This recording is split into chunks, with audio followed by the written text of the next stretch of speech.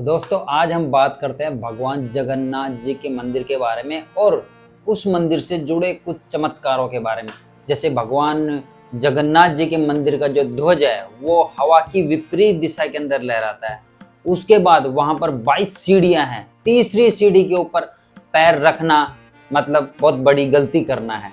आखिर वो क्या है और क्या इस मंदिर के रहस्य है, क्या उस ब्रह्म पदार्थ का रहस्य है, उसके बारे में हम आज इस वीडियो में जानेंगे। और दोस्तों अगर अभी तक आपने चैनल को सब्सक्राइब नहीं किया तो सब्सक्राइब कर लीजिए और ऐसे रोचक तथ्यों और ऐसी जानकारियों के लिए हमारे साथ जुड़े रहिए। तो दोस्तों ये मंदिर स्थित है भारत के उड़ीसा राज्य के पुरी शहर के अंदर, जो कि एक समुद्र किनारे स्थित है और इसे दुनिया का सबसे रहस्यमयी मंदिर बताया जाता है। इसके साथ ही हमारे जो 4 धाम है, हिंदू धर्म के जो 4 धाम है, रामेश्वरम, द्वारकाधीश, बद्रीनाथ और पुरी का ये जगन्नाथ जी का मंदिर, जिसके बारे में हम आज बात करने वाले हैं। दुनिया के जो जीवित भगवान हैं वो इस मंदिर के अंदर विराजमान है भगवान जगन्नाथ जी के रूप में। तो दोस्तों जगन्नाथपुरी मंदिर यानी कि जगन्नाथ जी के मंदिर में जो सबसे बड़ा अनसुलझा रहस्य है वो है ब्रह्म पदार्थ का, यानी भगवान श्री कृष्ण जी के हृदय का।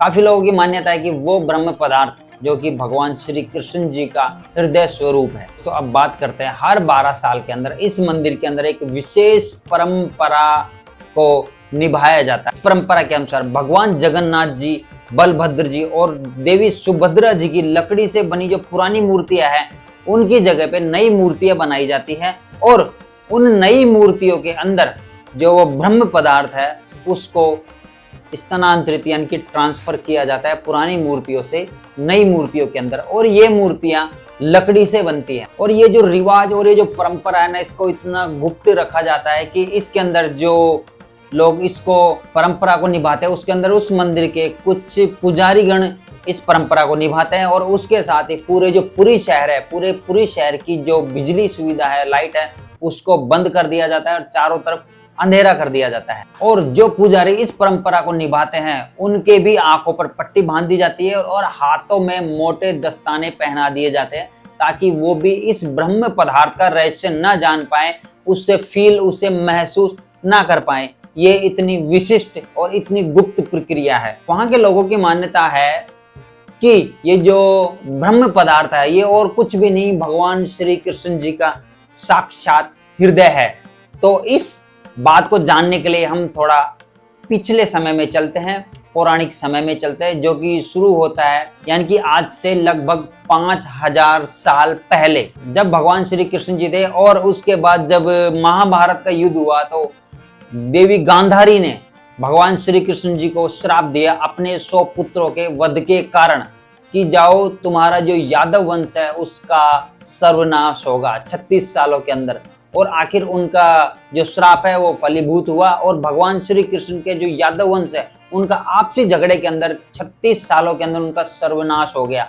उसके बाद जब भगवान श्री कृष्ण जी जंगल में थे और अपने पीपल के पेड़ के नीचे ध्यान मग्न थे, उसी समय एक जरा नाम का जो शिकारी था उसने एक तीर बाण चलाया और वो तीर बाण सीधा जाकर लगा भगवान श्री कृष्ण जी के पांव में। और उसके बाद जब जरा नाम के शिकारी उनसे माफी मांगनी चाहिए तो भगवान श्री कृष्ण जी ने कहा कि आप चिंता ना करें, ये मेरी ही एक लीला है। जब अर्जुन और पांडवों को इस बारे में पता चला तो उन्होंने भगवान श्री कृष्ण का अंतिम संस्कार किया और अंतिम संस्कार के दौरान भगवान श्री कृष्ण का पूरा शरीर पंच तत्वों में विलीन हो गया और बचा तो उनका सिर्फ हृदय यानी उनका दिल, जो कि पंच तत्व में विलीन नहीं हुआ। जब अर्जुन ने ये देखा और अर्जुन ने उस हृदय को यानी उस ब्रह्म पदार्थ को लेकर एक लकड़ी पर रखा और उसे नदी में प्रवाहित कर दिया। जो हृदय ब्रह्म पदार्थ कहा जाता है उसे अर्जुन ने उस नदी के अंदर प्रवाहित कर दिया और वो लकड़ी के ऊपर रखा ब्रह्म पदार्थ जाकर उड़ीसा की महानदी के अंदर एक जो वहां पर आदिवासी जनजाति थी उसका मुखिया था विश्ववासु। तो विश्ववासु को वो दिव्य पदार्थ, वो ब्रह्म पदार्थ मिला जिसकी एक दिव्य चमक थी। और जो विश्ववासु है उसने इनको नील माधव के नाम से इनकी पूजा पाठ शुरू कर दिया, उन्होंने इनको पूजना शुरू कर दिया। उसी समय जो मालवा के राजा थे इंद्रदुम्न, वो भगवान विष्णु के परम भक्त थे और उन्होंने इस नील माधव जी की जो मूर्ति है उसको देखने की इच्छा जाहिर की और उन्होंने ही भगवान जगन्नाथ जी के मंदिर की आधारशिला स्थापित की। चलिए इस कहानी को भी जानते हैं। एक रात भगवान विष्णु जी ने इंद्रधुम्न राजा को सपने में संकेत दिया कि वो उनकी जो नील माधव मूर्ति है उनको ढूंढे और उनका पुरी के अंदर एक भव्य मंदिर का निर्माण करवाएं। तो राजा ने अपने ब्राह्मण मित्र विद्यापति जी को आदेश दिया इस मूर्ति को ढूंढने का और उन्होंने भगवान श्री विष्णु जी ने उन्हें संकेत दिया कि ये जो मूर्ति है वो नीलांचल की एक गुफा के अंदर स्थित है। तो विद्यापति जी जो ब्राह्मण थे वो उसको ढूंढने निकल चलते हैं और काफी दिनों की खोज के बाद वो एक आदिवासी समाज से मिलते हैं और उसका मुखिया वहीं था विश्ववासु जी। वो विश्ववासु जी से मिलते हैं और उस मूर्ति को देखने की लालसा प्रकट करते हैं, उस मूर्ति को लेने की लालसा प्रकट करते हैं, लेकिन विश्ववासु द्वारा उनको मना कर दिया जाता है। इसके बाद वो विश्ववासु जी की जो पुत्री थी ललिता उनसे विवाह करते हैं ताकि वो अपनी इच्छा और जाहिर कर सके, उनका विश्वास जीत सके। इसके बाद ललिता जी से बात करके उन्होंने विश्ववासु जी को मनाया उस मूर्ति के दर्शन के लिए। जब वो उस मूर्ति के दर्शन के लिए जा रहे थे तो वो रास्ते के अंदर सरसों के दाने बिखेरते जा रहे थे ताकि वो वापस आए तो रास्ता ना भटके ना भूलें। इसके बाद उन्होंने जब भगवान विष्णु जी की जो नील माधव जी है उनके दर्शन करे तो वो मंत्र मुग्ध हो गए और उन्होंने राजा को तुरंत संदेश भेजा कि मूर्ति मिल गई है। उसके बाद राजा वहां पहुंचते हैं तो उन्होंने देखा कि वहां पर मूर्ति विराजमान नहीं थी, यानी कि विश्ववासु ने वो मूर्ति कहीं छिपा दी थी। इसके बाद फिर संयोगवश फिर से राजा को सपना आता है और भगवान विष्णु उनको सपने में संकेत देते हैं कि पुरी के समुद्र तट जाओ और वहां पर एक नीम के पेड़ की बहती हुई लकड़ी आएगी, उससे उनकी जो मूर्तियां हैं उनका निर्माण करवाएं। राजा ने तुरंत सैनिकों को आदेश दिया कि वहां जाओ और वहां पर नीम के पेड़ की जो लकड़ी आएगी उसको आप लो। तो तुरंत सैनिक तुरंत प्रभाव से गए और उन्होंने वैसा ही किया। इसके बाद उससे जो नीम की पेड़ की जो लकड़ी थी उसके ऊपर भगवान विष्णु जी का शंख, उनकी गदा, उनका चक्र और कमल उभरे हुए थे। ये कोई आम लकड़ी नहीं थी। इसके बाद जब राजा ने उसकी मूर्ति स्वरूप बनाने की कोशिश करी तो सभी काश्तकारों ने, सभी कारीगरों ने ऊपर हाथ कर दिए क्योंकि वो लकड़ी इतनी कठोर थी कि उनसे मूर्ति बनाना असंभव था, लग रहा था उनको। और इसके बाद राजा ने भगवान विष्णु जी के आदेश से भगवान विश्वकर्मा जी की पूजा करी और उसके बाद कुछ समय बाद विश्वकर्मा भगवान एक बूढ़े का रूप धारण करके राजा से मिले और उन्होंने बोला कि आप एक मूर्ति बनवाना चाहते हैं। तो राजा ने बोला कि आप बना पाएंगे? उन्होंने बोला हाँ बिल्कुल बना पाएंगे, लेकिन मेरी कुछ शर्तें हैं। उन्होंने अपनी शर्तें बताई कि ये जो मूर्ति है वो एक बंद कमरे के अंदर बनाएंगे और 21 दिन के अंदर इस मूर्ति का निर्माण संपन्न करेंगे। इसके बीच कोई ना तो दरवाजा खोलने की चेष्टा करे, अगर दरवाजा किसी ने खोला तो वो इस मूर्ति को जितना बनाया उतना छोड़ के चले जाएंगे। तो राजा को ये शर्त मंजूर हुई। के बाद उस बूढ़े आदमी को कमरे के अंदर भेजा गया जिसके अंदर वो उस मूर्ति का निर्माण करने वाले थे और साथ ही उनको कुछ जो औजार लगते वो भी उनके साथ कमरे के अंदर रखवाए गए। जब 15 दिनों तक कमरे के अंदर से कोई आवाज नहीं आई तो रानी को एक संदेह हुआ कि कहीं वो बूढ़ा आदमी भूख और प्यास से मर तो नहीं गया, लेकिन राजा के बार बार मना करने के बाद रानी नहीं मानी और रानी ने आदेश दिया कि इस कमरे को खोला जाए। जब उस कमरे को खोला गया तो वहां पर क्या मिलता है, भगवान जो विश्वकर्मा जी बूढ़े के रूप में आए थे वो वहां से गायब मिलते हैं। साथ ही तीनों मूर्तियां भगवान जगन्नाथ जी की, बलभद्र जी की और देवी सुभद्रा जी की तीनों मूर्तियां अधूरी थी। भगवान श्री जगन्नाथ जी के हाथ और पांव नहीं थे और बलभद्र जी और देवी सुभद्रा जी की मूर्तियां भी आधी अधूरी बनी हुई थी। फिर राजा ने बहुत शौक जताया कि ये दरवाजा नियमित समय से पहले खोलने पर जल्दबाजी की वजह से ये हुआ है। लेकिन राजा ने उस मूर्ति को छुआ तो उन्हें एक आभास प्रकट हुआ, किसी चीज के कंपन करने का, हृदय धड़कने का, एक दिव्य अनुभूति हुई, मानो भगवान श्री कृष्ण जी का हृदय उसके अंदर विराजमान है। उन्हें एक जिंदा मूर्ति होने के सबूत दिए राजा को उन अधूरी मूर्तियों ने।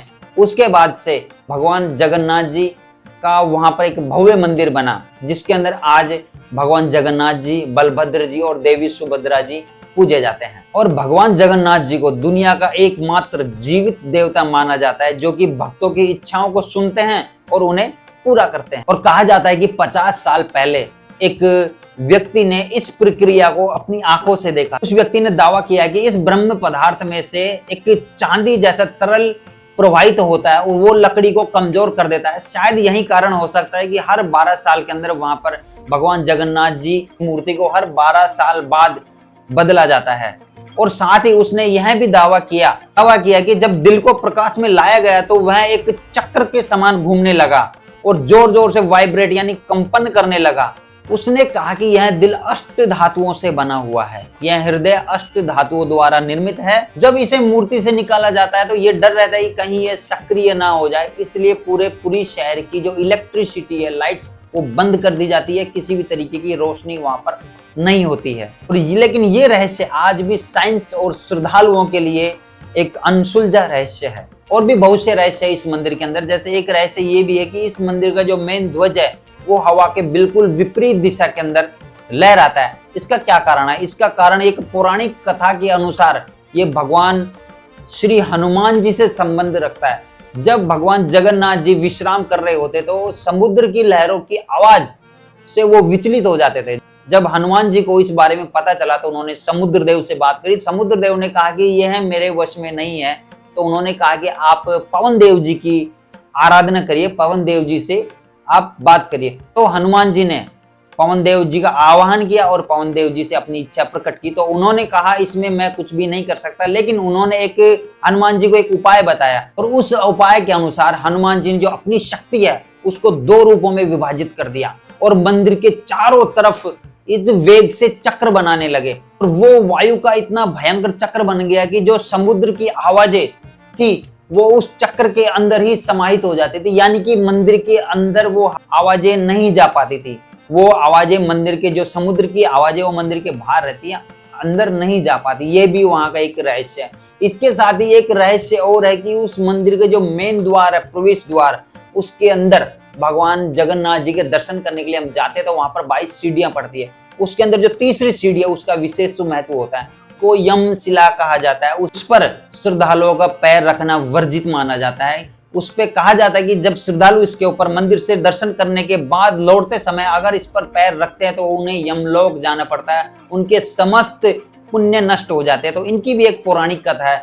जब सभी लोग भगवान जगन्नाथ जी के दर्शन करने लगे और उनकी असीम अनुकृपा से वो लोग स्वर्ग में जाने लगे तो चिंतित होकर यमराज साक्षात भगवान जगन्नाथ जी से मिलने आए और उन्होंने बोला, भगवान आपके दर्शन मात्र से लोग स्वर्ग लोक में जा रहे हैं और उनके सभी पाप नष्ट हो रहे हैं। तो भगवान जगन्नाथ उन्होंने कहा कि आप इस मंदिर की तीसरी सीढ़ी पर वास करिए। जो भी भक्त मेरे दर्शन करके वापस लौटेगा और उसने अगर तीसरी सीढ़ी पर अपने पांव रखे तो उनके समस्त पुण्य नष्ट हो जाएंगे और वो यमलोक के अंदर जाएंगे। तो ये है उस तीसरी सीढ़ी का रहस्य। इसके साथ ही एक रहस्य और है जिसके अनुसार बताया जाता है कि भगवान जगन्नाथ जी का जो ध्वज है उसको हर दिन बदला जाता है। कहा जाता है कि अगर एक दिन भी अगर वो ध्वज नहीं बदला गया तो पूरा मंदिर 18 वर्षों के लिए बंद हो जाएगा। और इसके बारे में ये कहा जाता है कि जो पुराना ध्वज है वो सभी नकारात्मक एनर्जी को, सभी नकारात्मक विचारों को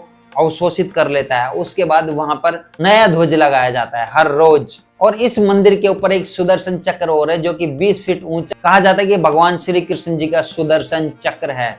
और इसी वजह से इसको एक एरोडायनामिक जो फोर्स है उससे भी रिलेट किया जाता है साइंस के अकॉर्डिंग। विमान की जो संचार है उसके अंदर बाधा डालता है और यही कारण है कि इसके ऊपर से कोई पक्षी नहीं जा पाते और ना ही कोई ड्रोन इस मंदिर के ऊपर से जाता है, ना कोई प्लेन इस मंदिर के ऊपर से गुजरता है। और सबसे खास बात इस सुदर्शन चक्र की, इस सुदर्शन चक्र को आप जब पुरी में जाएंगे तो पुरी के किसी भी हिस्से से आप अगर इसको देखेंगे तो आपको एक जैसा दिखेगा, पूर्ण सुदर्शन चक्र के रूप में। इसे एक ऑप्टिकल इल्यूजन भी कहा जाता है। आप जिधर से भी देखेंगे उधर से आपको हूबहू वो सुदर्शन चक्र जैसा ही दिखेगा। जय जगन्नाथ जी की, जय जगन्नाथ जी।